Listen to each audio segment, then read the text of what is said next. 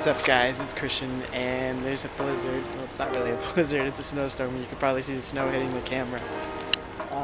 It's actually not that cold out, but I'm going to show you guys real quick here. So this is the before.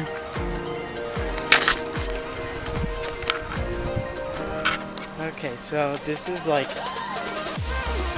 probably an hour after. It's not an hour, but like it took me an hour to finish this and probably like half an hour to do the front yard.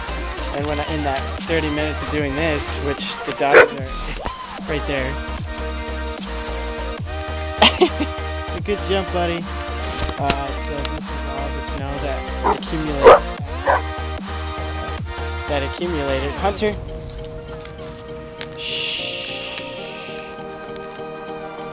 That accumulated after me shoveling the front yard there. And this is the tower of, or the wall of snow. Dogs are playing in it. Alright, I will probably come back when it's like done snowing and finish it the rest of the way.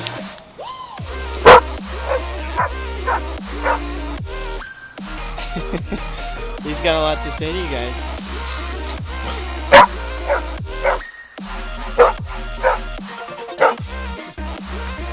Anybody else think of Sirius Black from Harry Potter?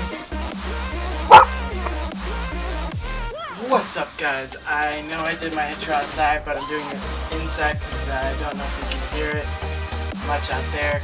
This is obviously by my change of clothes, a different day, and so basically what I wanted to talk about was a couple things for this vlog.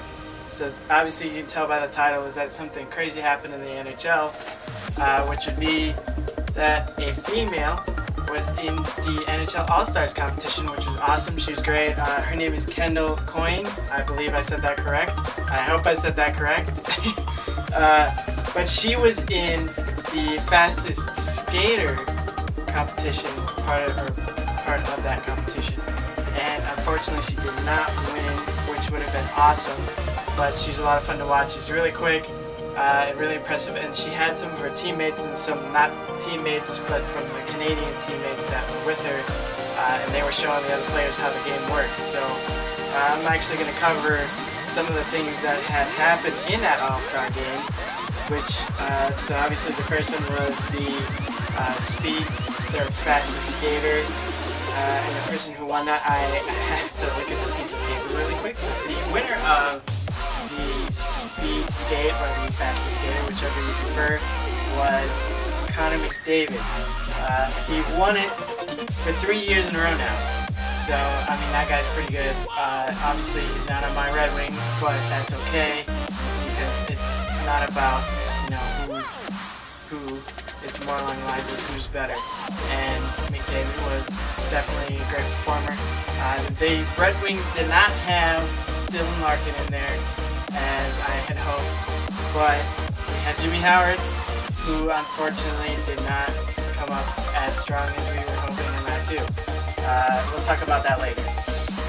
So then next up we have the puck control, which was won by Johnny Gaudreau, and the puck control was very difficult when it came down to the second part of it, which was you had to flick up the puck and you had to shove it in this little bladder looking thing, but it was like really small, and you had to fit it into one row, and then there's another row, and then there's a row after that, and so you had to try to get it into different ones that they changed it up for different people.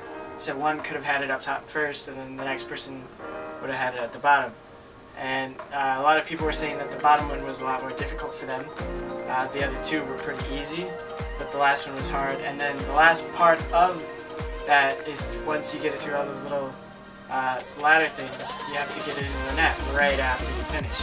And a lot of players end up losing the puck or lost a little bit of their footing there, and they ended up not completing in a perfect time, and Johnny Gaudreau won. So then after that was the save streak, which is the one that Jimmy Howard was a part of. And so they had a bunch of goalies, and they had each team from the Pacific, the Atlantic, the Metropolitan, all those teams, and they had 9 shooters give or take. And so what would happen is if the captain of the team did not score, which the captain would have been the last person to go, and if the captain did not score, then the team would keep going until somebody else scored. So the winner of that one was Lundqvist, and he had 12 consecutive stops. The other one before him, I can't remember that goalie's name, but he was very impressive, and I'm sorry I don't remember your name. But he had made 8 stops, and Jimmy Howard had made 2 consecutive stops. I believe it was 2. It was either 2 or 4. It's just sad. I was really rooting for him. Next up we have Premier Passer. So this was, they took all the players, like the shooters at least, and then have them pass the puck to invisible people, which wasn't really visible because they had like cardboard cutouts of the players all around the ice. And you had to pass it to, I believe, 2 or 3 people, and you had to make them. You had to make those 2 or 3 people, and then you had to go to the next thing, which was like a weird mini goalie nets, and they were cute. So they had 1 on the left, 1 on the right, and 2 in the middle.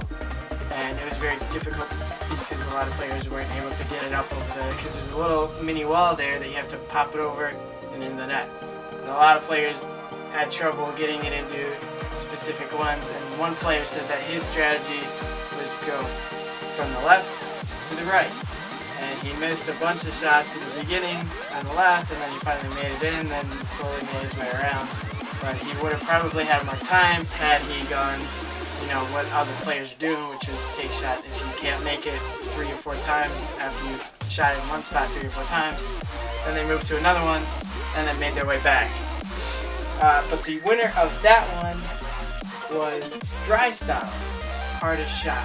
So obviously this one is pretty easy as it sounds, although they changed the format and I was not a fan of the new format.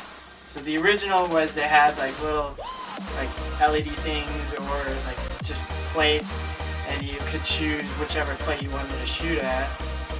Like you could shoot at the bottom one. There's 5 of them. There's 2 up top, 2 bottom, 1 middle. And so you could shoot at whichever one you wanted. You got to choose, and you know it was pretty easy because guys would go, okay, I'm going to take the hardest one first, and then go to the easy ones after that. Which the easy ones are the middle and the bottom. The top is pretty difficult. The middle is kind of difficult too, but the bottom 2 are pretty easy to get. The winner of the hardest shot was John Carlson, and he had 102.8 miles per hour. So that was a pretty hard shot, although not the hardest. I believe the hardest was 108, and I'm not quite sure who it was done by. It could have been higher than that. You can correct me in the comments if you know. But to my knowledge, that was the hardest. And other thing about the format that I forgot to mention is that they chose, like it was kind of cute because they had little emojis of the faces of each captain of the team or some of the players of the team. But they changed the format to they would light up one and you had to hit that one, and if you didn't, then they'd change it and you hit a different one, and it was just a whole bunch of, it was a mess. People didn't get to choose their shots, although it makes it more difficult, and I believe that was the point. There was actually one player who broke one of the faces off of the LA Kings player, and everybody in San Jose was super happy because they don't like the LA Kings, and this NHL All Stars game and skills competition took place in San Jose. So next up we have the accurate shot, and so you know what? Everything I said there was absolutely wrong, so forgive me for the hardest shot. That was absolutely incorrect on my part. It was actually the accurate shot that all those emoji faces and stuff were taking place. I don't know why I thought it was that. But the hardest shot was just you shoot it as hard as you can into the net, and I don't know how I got those confused, so yeah. But the accurate shot is the one with the little emoji faces, and the Kings guy got his face smacked up, which I'm probably going to get in the comment section. And the winner of that one was David Pastrnak, and he did it in 11 seconds. Now that sounds like, wow, that's impressive, right? But 11 seconds is actually pretty hard to get to in that accurate shooting, especially when they decide which ones you have to hit. If you get to choose, then that would have been a lot quicker because you could have just shot whatever one you wanted. So I guess that's a record time for the moment. However, that is probably going to change in the future with a lot of young players that may make it into the All Stars competition. There were a lot of young players in this one. And so they were talking to some of the vets of the players, and they said that the younger ones were actually pretty impressive. And they were talking about the U.S. Olympian, Kendall Coyne, and they were talking about how impressed they were with how fast she was and how great her strides were around the ring. So a lot of people were interested to see these Olympic women there, and I was happy to see these Olympic women there. And hopefully one day we can get these women inside the professionals.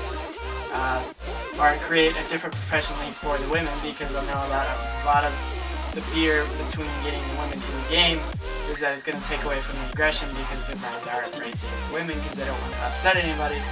And I get the point of that because I would be afraid to hit a woman too. And I would never do that. NHL, we're going to talk about something else in the NHL. So to my Red Wings fans out there, Datsuk may be coming back. He was talking to some people in Russia, and he was saying that he wants to come back to the NHL, and if he does come back, it's going to be only to the Red Wings, because he can't come back to any other team because he prefers the Red Wings. So I'm hoping that if the Magic Man does come back, then he definitely does come back to the Red Wings, and I'm really hoping that he comes back soon, because we really need him. And another fun fact about the All-Stars game is that because the NHL is trying to become a little bit more charitable, they did this thing where they made their jerseys, the All-Star game jerseys, out of plastic and stuff that is normally found in the ocean. And so they built the jerseys out of that to keep the water from pollution and everything from getting polluted, really. But, that was pretty cool, so shout out to NHL for doing that. What we got going on now, for the people that are watching that are in Michigan, you already know that it's really cold, and we had pretty bad weather, as you can tell from the beginning of the video.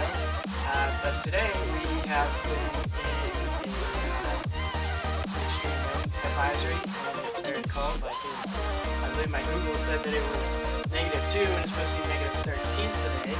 Although I heard on the news it's supposed to be -40 today. And my car has 0 heat in it. So that's fun for me. Although the other car that I have that we keep in storage because it's a soft top that can handle snow and all that stuff. It's in the garage and it does have heat. But we can't use that because it's a little risky and dangerous. So we're not going to do that, and it's also risky and dangerous in Cadillac in this kind of weather, so we're probably not going to go too much. But it's very, very cold out, and I'm going to have a photo montage of some of the pictures of the snow like that, probably at the end of the video. But it is extremely cold, and I don't think you can hear the wind, because I can't hear the wind, although I am part deaf, so that might have an effect on it. But it is super icy. I actually went to let my dogs out, and my hand got stuck in the door for a minute there. And I was like, what is going on?